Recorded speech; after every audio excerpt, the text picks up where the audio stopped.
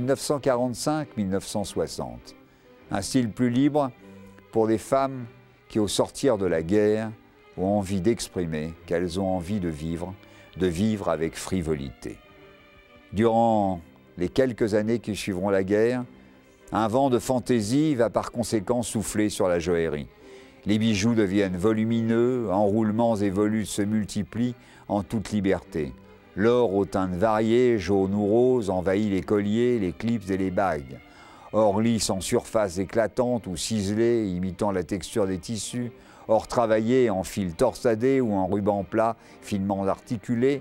D'un point de vue stylistique, les contraintes du style art déco sont abandonnées au profit d'une plus grande liberté, touchant aussi bien les formes des bijoux que leurs motifs, que l'esprit dans lequel ils sont portés.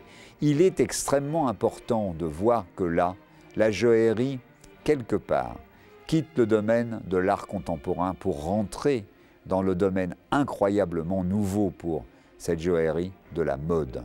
Si la broche garde sa prépondérance, la bague voit son usage s'intensifier très sensiblement, ainsi que le bracelet-montre orné de motifs de joaillerie. Un style de vie plus actif pour les femmes impose ces évolutions. Elles participent, ces femmes, désormais à la vie économique et politique du pays.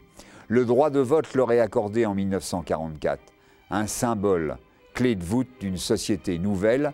La société va s'enrichir de l'apport des femmes, les femmes vont s'enrichir de leur capacité à rentrer dans le vif du sujet, c'est-à-dire dans la gestion de la cité. Dès 1946, la maison se déplace au numéro 20 de la place Vendôme, rejoignant ainsi d'autres grands joailliers tels que Boucheron, Chaumet et Van Cleef & Arpels.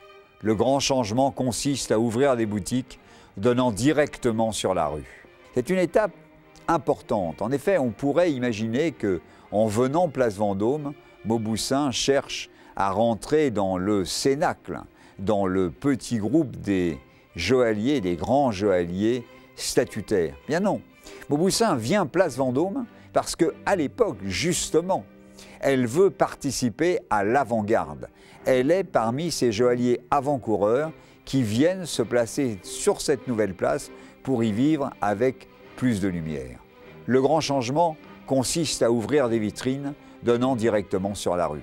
Cette porte ouverte et ce nouveau mode d'accès au luxe est le signe d'une démocratisation impensable une dizaine d'années plus tôt. Les femmes sont plus nombreuses à s'offrir des bijoux. En 1955, une nouvelle boutique présente des bijoux réalisés en série, touchant une clientèle sensible à la valeur du patrimoine, pointilleuse sur la marque, sur la signature, exigeante en termes de qualité et de créativité. Cette prise de conscience progressive de la marque explique la signature plus systématique des bijoux, elle aussi progressive dans le temps. On voit bien que l'émergence de Mauboussin, en tant que joaillier de l'accessibilité, en tant que joaillier du temps présent, en tant que joaillier des femmes contemporaines et actives, ça ne date pas de 2002, c'est bien ancien. C'est juste de cette période de l'arrivée sur la place Vendôme. Les revues prestigieuses telles que Plaisir de France, L'Art et la Mode, L'Officiel, Le Vogue restent les supports privilégiés pour l'image de Mauboussin. Ces années sont marquées par le retour en force de l'idée du luxe, dans une certaine exubérance créatrice, qui est le fruit d'une joie de vivre retrouvée. Une profusion ornementale se profile grâce à l'usage abondant des diamants et des pierres précieuses de couleur.